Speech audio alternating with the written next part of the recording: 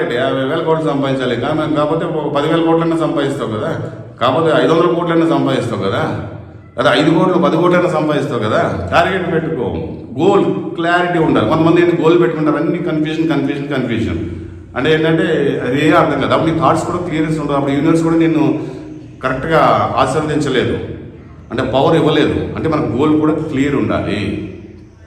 పదవుల్లో జాబ్లు ఎదగాలి, క్లియర్ ఉండాలి, దానికి తగ్గట్టు నువ్వు కృషి చేయాలి.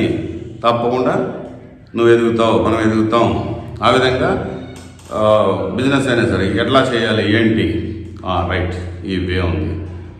ఇట్లాగా గ్లోబల్ ఎప్పుడైతే క్లియర్ చేసుకుంటావో, పాజిటివ్ థాట్స్ మనం పెట్టుకుంటావో, ఆ థాట్స్ యూనివర్స్లోకి వెళ్ళి మళ్ళీ అవి మనకు అత్యంత బలంగా మనకి వచ్చి అవి ఆ థాట్స్ రూపంలో ఉన్నాయి యథార్థంగా జరిగేలాగా యూనివర్స్ చేస్తుంది.